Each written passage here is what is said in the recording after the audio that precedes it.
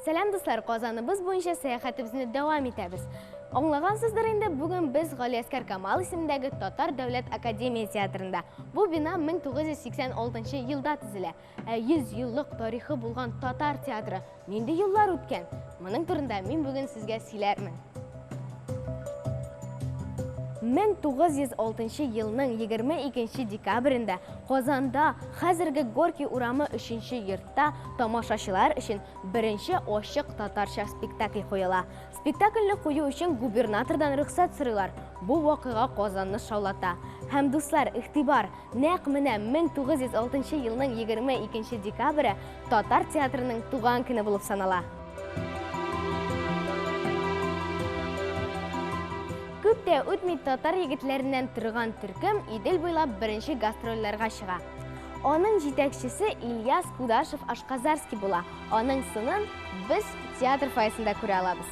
Шунысы кызык дуслар, рольләрне егетләр генә башкара. Төркемдә хатын-кызлар булмый.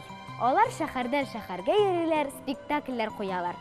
Шулай итеп беренче профессиональ татар театр труппасы оеша.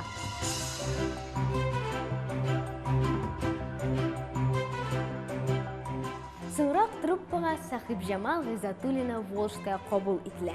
Димәк, беренче татар артисткасы кем дигән сорауга без ничек җавап бирәбез дуслар? Әлбәттә, Сахибжамал Гыйзатуллина Волжская.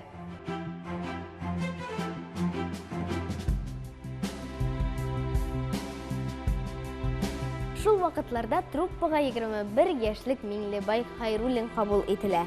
Без андый артистны белмибез дисезме? Мин дә аптырап калган идем. Ул Габдулла Кариевның үз исеме икән. Габдулла Кариев аның псевдонимы. Габдулла Кариев танылган татар артисты һәм режиссер. Беренче татар профессиональ театр труппасына нигез салучыларның берсе. Миңлебай Хайруллин кичкенәдән үк бик акыллы һәм зирәк булган. Китаплар укырга яраткан һәм Коръәнне яттан белгән. Шуңа күрә авыл мулласы аны карый дип йөрткән. Сиңа Миңлебай түгел, Габдулла исеме күбрәк килешер иде дигән. Театр каршындагы бинада элеккеге вакытларда шәрек клубы урнашкан. Габдулла Кариев бу бинадан чыгып, Кабан күленә карап хыялланырга яраткан.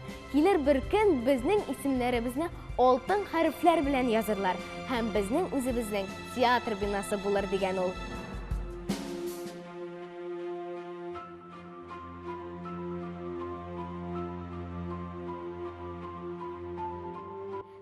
1908 елда бу труппага Габдулла Тукай Сәйяр исемен куша. Сәйяр күчеп йөрүче йолдыз дигәнне аңлата.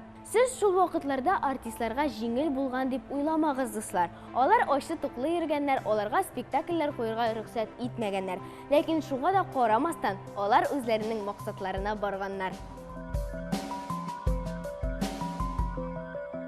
1922 елда Сәйяр труппасы нигезендә Дәүләт театры төзелә. Театрның 20 еллыгы уңайыннан 1926 елда театр академия исеменә лаек була. Ә инде 1939 елда театрга Галиәскәр Камал исеме бирелә. Татар дөньясында Марсель абый Салимҗановны белмәгән кеше юктыр минемчә. Марсель Хаким улы Салимҗанов мәшһүр татар режиссеры. 1966 елдан 2002 елга кадәр ул театрда баш режиссер вазифасын башкара. Театр сәнгатенә зур өлеш керткән өчен Марсель Салимҗанов СССРның халык артисты, Россия Федерациясының һәм ТССРның атказанган сәнгать эшлеклесе исемнәренә, Габдулла Тукай һәм Станиславский исемендәге дәүләт премияләренә, Алтын битлек премиясенә лаек була. Ә театрда Ринат абый Таҗетдинов алган алтын битлек саклана.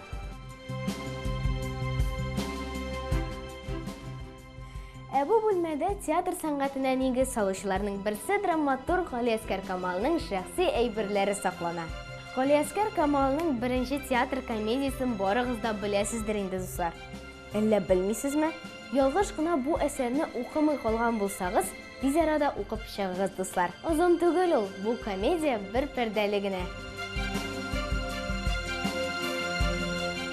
Дуслар, бу драматургның эш өстәле. Шушы өстәл артына утырып, ул үзенең пьесаларын иҗат иткән. Бу бүлмәдә шулай ук Галиәскәр Камалның аш өстәле дә саклана. Аның шәҗәрәсе белән дә без таныша алабыз. Сезнең игътибарыгызны шушы фотога юнәлтәсем килә. Бөек Ватан сугышында һәлак булган Фаик Камалның фотосы ул. Ә менә бу көзгегә карап, Галиәскәр Камалга кунакка килгән артистлар репетиция ясаганнар.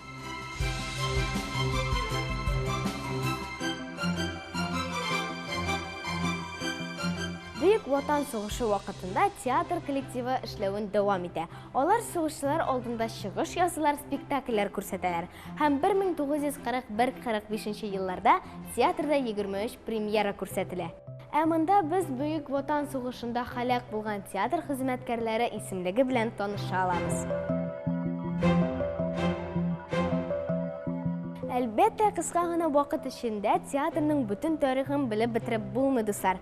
Шуңа күрә туган як тарихы белән кызыксыныгыз, бөек шәхесләребезне белегез.